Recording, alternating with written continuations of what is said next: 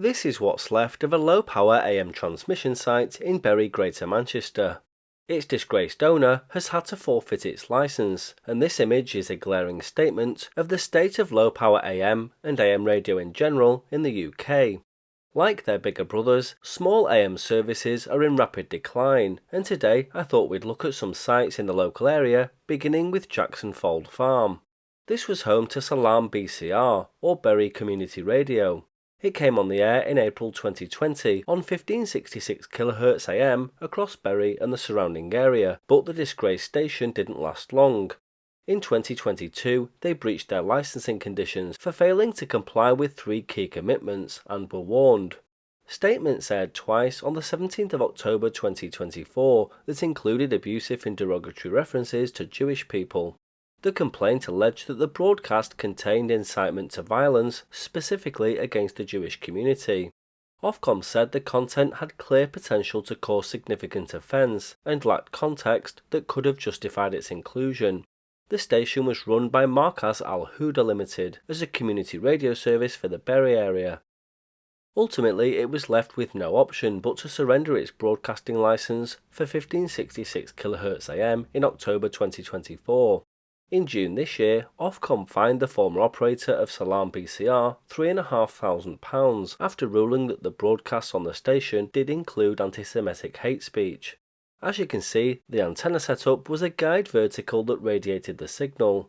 It's since been completely destroyed, and its remains lie in the field on Jackson's Fold Farm. It's important for me to point out that the owners of the farm are likely not involved in any way with the station, except the fact that they probably just leased a field for the antenna. Now let's look at an AM station that's thriving. This one is in the grounds of Oldham Royal Hospital in Greater Manchester. It sits in a small compound along with the transmitter cabinet at the entrance to the car park and belongs to Radio Cavell, an AM community station for the hospital that transmits on 1350 kHz with an ERP of just 1 watt. This is a great example of an LPAM or low power AM station. They have a special license from Ofcom that allows them to broadcast to a very small area, such as a hospital, university or army barracks. They have a maximum output power of just 1 watt, which is very small compared to other radio stations on the medium wave band. Most local stations have a power of 1 to 5 kilowatts, and some national services are 500 kilowatts. The antenna is a short lattice antenna with a loading coil near the top and a capacitive hat and copper mat underneath. It sits in the entrance to one of the car parks in a small compound. A broadcasting service at Oldham Royal Hospital first started back in the 1930s.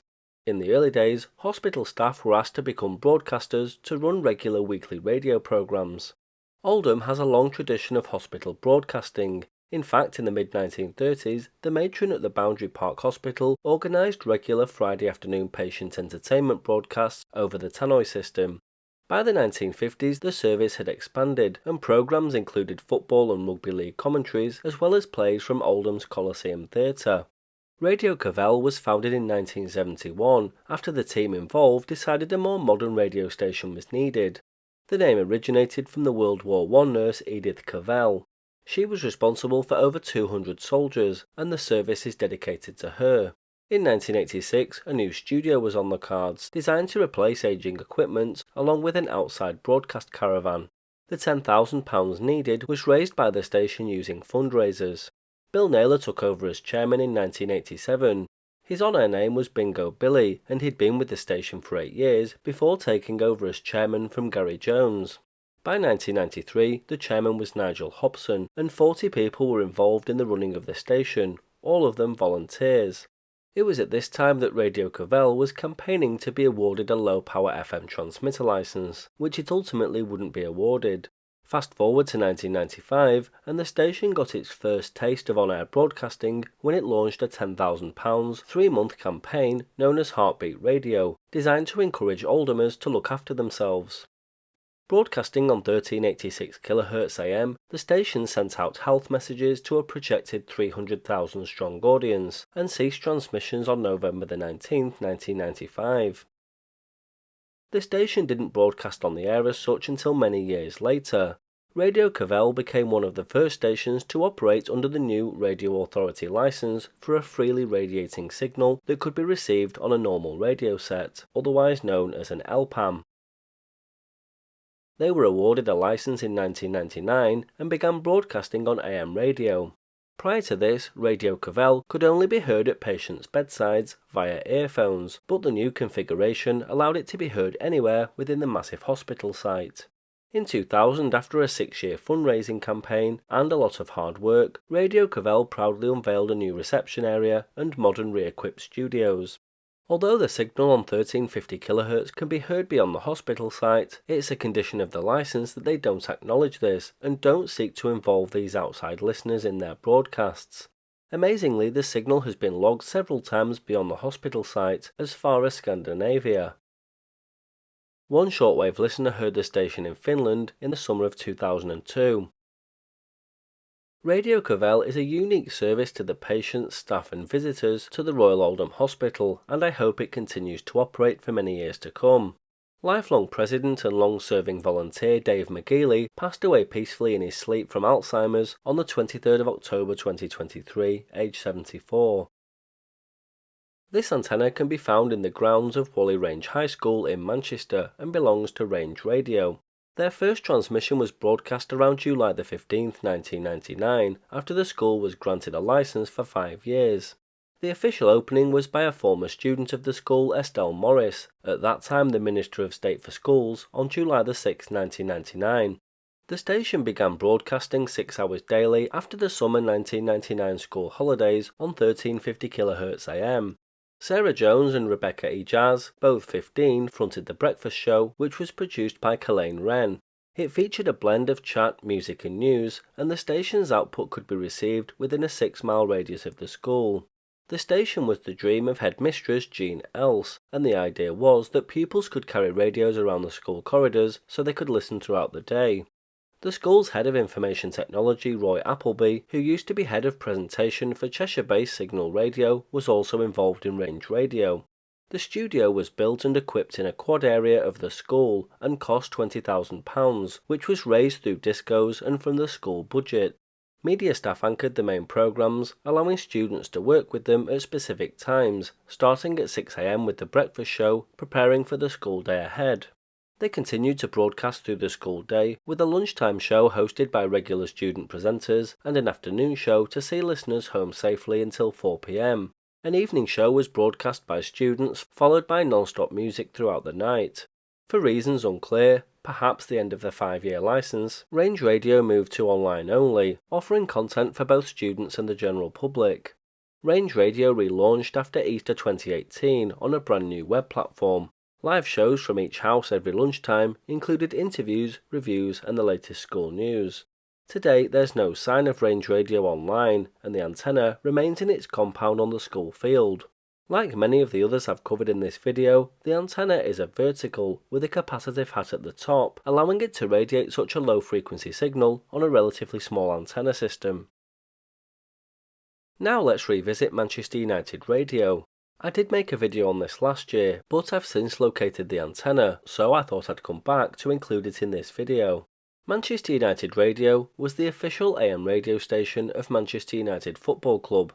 It was a low-power amplitude modulation, or LPAM service, owned by Manchester United themselves, and its goal was to broadcast live match commentary, interviews, features and news to fans.